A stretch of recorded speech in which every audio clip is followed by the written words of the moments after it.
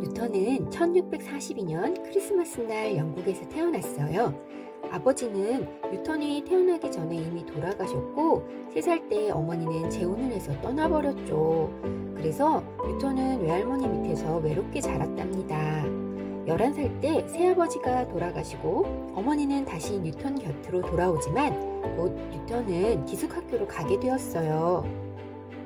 학교에서 뉴턴은 작고 말도 없는 외톨이였어요. 그래도 놀리는 친구가 있으면 불같이 달려들어 싸워서 친구들은 뉴턴에게 함부로 하지 못했죠. 당시 뉴턴의 책에는 이런 낙서가 적혀 있었답니다. 작은 꼬마, 아무짝에도 쓸모없는 나, 뭘 해야 할지 모르겠다. 어린 시절 진로를 고민하는 건 위대한 과학자 뉴턴도 마찬가지였던 거죠. 학창 시절 뉴턴은 기계장치를 만들거나 자연현상을 탐구하는 일을 즐겼어요. 해시계나 물시계를 만들고 풍차를 관찰하여 정교한 모형을 만들기도 해서 선생님들의 인정을 받았죠. 그런데 뉴턴이 16살이 되자 어머니는 농사를 지으라고 학교를 그만두고 집으로 돌아오게 했어요. 하지만 농사는 뉴턴에게 맞지 않았어요. 가축을 돌보라고 하면 풀밭에서 책을 보거나 냇물의 물살을 관찰하며 시간을 보냈죠. 그러는 사이 가축들이 이웃집 밭을 망가뜨려서 벌을 받기도 했어요. 하기 싫은 일을 해야 했으니 오죽했을까요? 어머니에게 대들거나 이복 동생들을 때리기도 하는 등 말썽을 피웠죠. 다행히도 뉴턴의 실력을 알고 있던 선생님과 외삼촌이 어머니를 설득하여 뉴턴은 대학에 갈 수 있게 되었어요. 19살에 캠브리지 대학의 트리니티 칼리지에 입학하였답니다. 그런데 많은 재산이 있었음에도 어머니는 지원을 넉넉하게 해주시질 않았어요. 뉴턴은 다른 학생들의 심부름을 하고 생활비를 버는 근로자학생으로 학교를 다녔죠. 대학에서 뉴턴은 스스로 새로운 학문을 찾아가며 열심히 공부했습니다. 그런데 1665년 흑사병이 유럽을 휩쓸면서 대학에 휴교령이 내려졌어요. 요즘 우리가 학교에 가지 못하는 상황과 비슷한 거죠.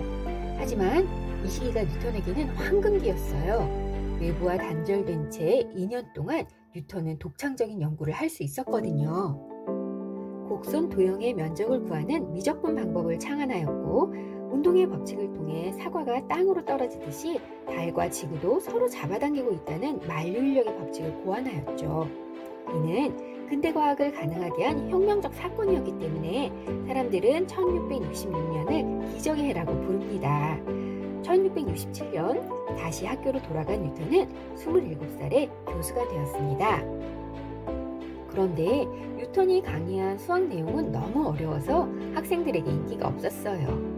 대신 뉴턴은 연구에 더욱 몰두했죠. 당시 영국에는 과학자 모임인 왕립학회가 만들어졌는데 학회의 실험 책임자였던 훅이란 과학자는 현미경을 만들어 처음 세포를 관찰하고 마이크로그라피아란 책을 발간했어요.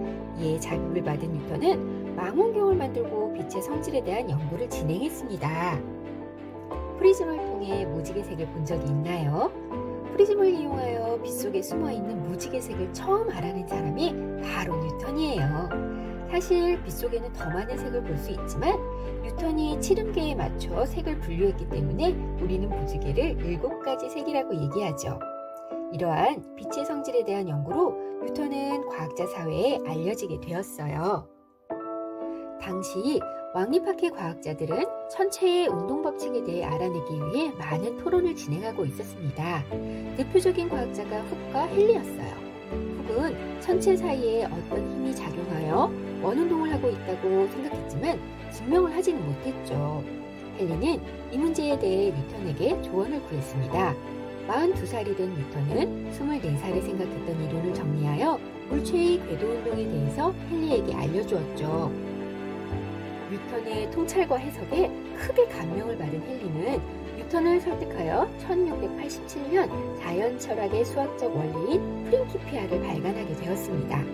뉴턴은 자신의 생각을 사람들에게 알리는 것을 꺼려했기 때문에 헨리의 설득이 없었다면 뉴턴의 운동법칙도 하마터면 세상에 알려지지 않을 뻔했어요. 이 책의 출판으로 뉴턴의 명성은 유럽 전역으로 퍼져나갔고 드디어 자연의 위대한 진리가 밝혀지며 과학혁명이 일어나게 되었습니다. 헨리는 뉴턴의 이론을 바탕으로 혜성이 돌아오는 주기를 정확하게 예상했답니다.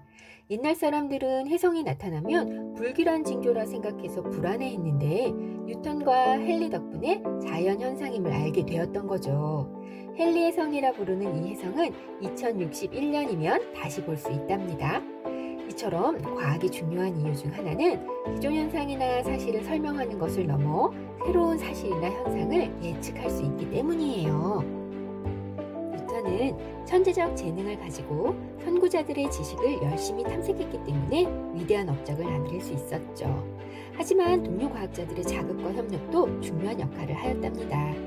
84세의 나이로 죽을 때까지 뉴턴은 왕립학회 회장을 지냈고 영국은 그의 업적을 칭송하며 국장을 지냈죠. 그의 비문에는 이렇게 적혀 있답니다. 자연과 자연의 법칙은 캄캄한 밤의 어둠 속에 숨겨져 있었다. 그때 신이 말하길 뉴턴이여 나타나라 하니 모든 것이 환히 밝아졌다. 뉴턴은 뛰어난 과학자이긴 하지만 동료들과 협력할 줄은 모르는 독단적 과학자였어요. 훅과 뉴턴의 설전이 심해져 왕립학회가 중재를 하기도 하였는데 뉴턴은 사과를 하면서도 훅을 무시했죠. 천체 운동에 관한 관측 자료를 이용할 때도 자료를 제공한 그리니치 천문대 대장인 플렘스티드의 공을 인정하지 않고 무시해서 논쟁을 일으켰고 독일의 라이프니츠가 미적분을 발표했을 때도 자신이 먼저 한 것이라며 왕립학회장의 권력을 앞세워 표절이라 판결했습니다. 사실 먼저 창안한 건 뉴턴이지만 발표를 하지 않았기 때문에 라이프니츠가 표절한 것은 아니었거든요. 정치적 야망도 가지고 있던 뉴턴은 하원 의원으로 활동하였고 조폐국장을 지내며 많은 부를 축적하였습니다. 과학자 최초로 자귀를 받기도 하였죠. 죽기 전 뉴턴은 스스로를 드넓은 진리의 바닷가에서 작은 조개 껍데기를 주우며 즐거워한 작은 소년이라 표현하였어요. 뉴턴이 밝힌 자연의 진리는 오늘날 과학 발전에 큰 영향을 주었죠.